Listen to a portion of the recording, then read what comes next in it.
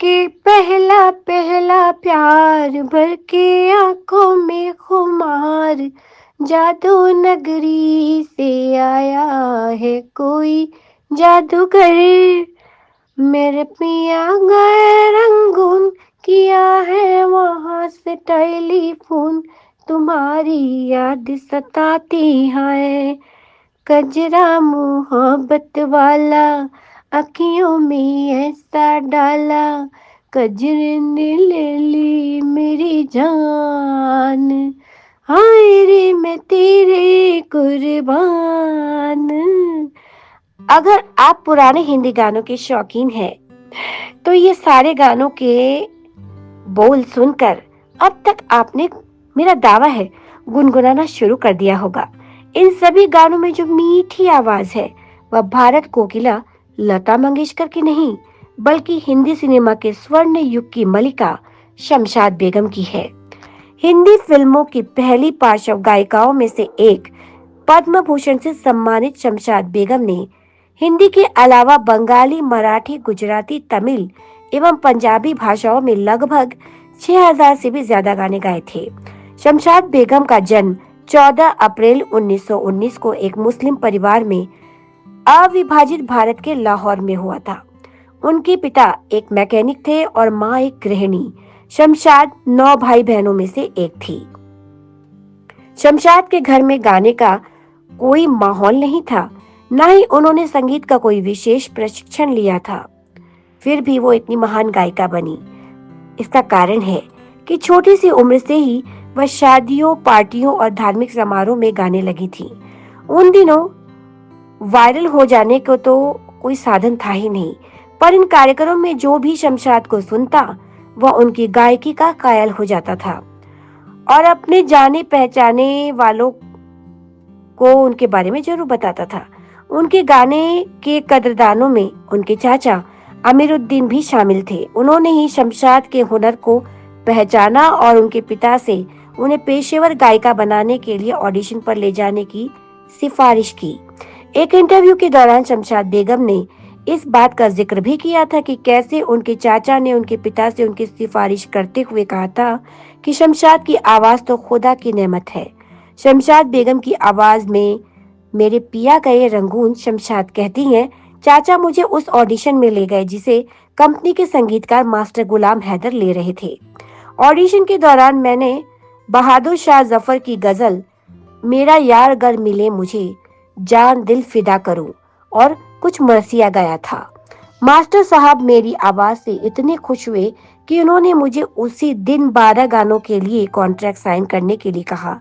मुझे हर गाने के लिए 12.5 रुपए देने की पेशकश की गई, जो उस समय में एक बड़ी रकम होती थी। उनकी उम्र उस समय कुछ 12-13 साल की रही होगी। गुलाम हैदर उनकी प्रतिभा को और निखारने में उनकी मदद करने लगे। हैदर के मुताबिक शमशाद हर तरह के गाने गा लेती थी, इसलिए उन्होंने शमशाद को चौमुखिया नाम दिया था।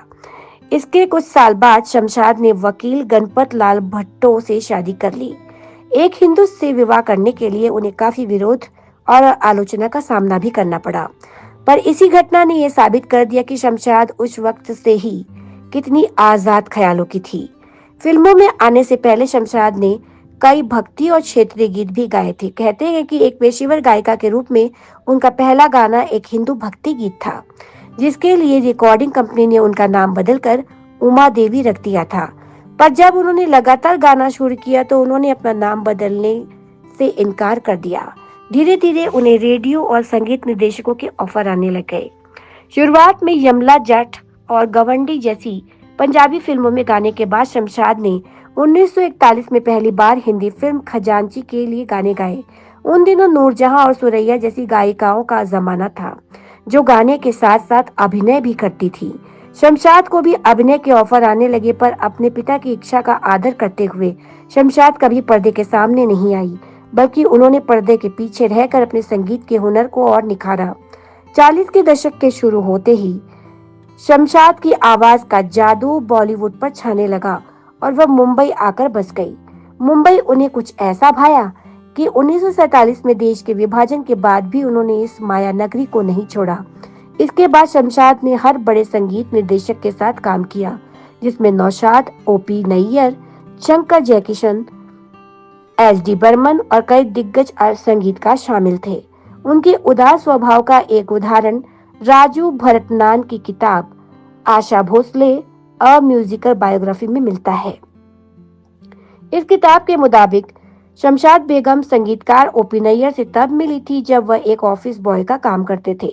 जब नैयर ने अपनी पहली फिल्म के लिए शमशाद से गाने की गुजारिश की तो वह बिना किसी शर्त मान गई। यही नहीं, जब लता मंगेशकर के साथ एक विवाद के बाद कोई भी गायिका ओपी नैयर के साथ काम करने के लिए राजी नहीं थी, तब केवल शमशाद बेगम ही थी जिन्होंने उनके लिए गाना गाया।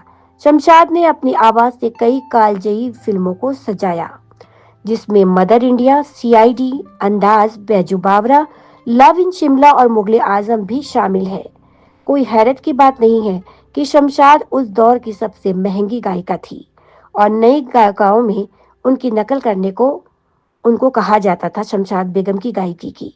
उनके शुरुआती गानों के रिकॉर्ड तो मौजूद नहीं है, पर कहा जाता है कि उन्होंने अपने जीवन काल में करीब 2000 गाने रिकॉर्ड किए थे। इतनी मशहूर होने के बावजूद शमशाद हमेशा से पब्लिसिटी से कतराती थी। उन्हें पार्टियों में जाना पसंद नहीं था और न ही तस्वीर खिंचवाना। शायद यही कारण है कि इस महान गायिका की तस्वीरें ढूंढने पर भी नहीं मिलती। अपने पति के गुजर जाने के बाद उनका यह एकांत पसंद स्वभाव और भी पुख्ता हो गया और वह लोगों से दूरी रहने लग गई। 23 अप्रैल 2013 की रोज एक लंबी बीमारी के बाद 94 की उम्र में स्वर की मलिका शमशाद बेगम ने आखिरी सांस ली।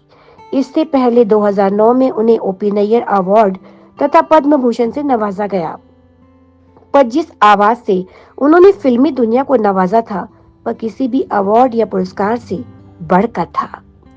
ऐसी महान कलाकारों को हमारे चैनल की ओर से शत नमन है। तो चलूंगी आपसे, फिर मिलूंगी बॉलीवुड की कोई अन्य हस्ती के विषय में, उनके फिल्मी सफर के विषय में चर्चा करने के लिए, या फिर कोई दिलचस्प किस्सा जो कि फिल्मी दुनिया से जुड़ा हो सुनाने के लिए। तब तक के लिए नमस्कार।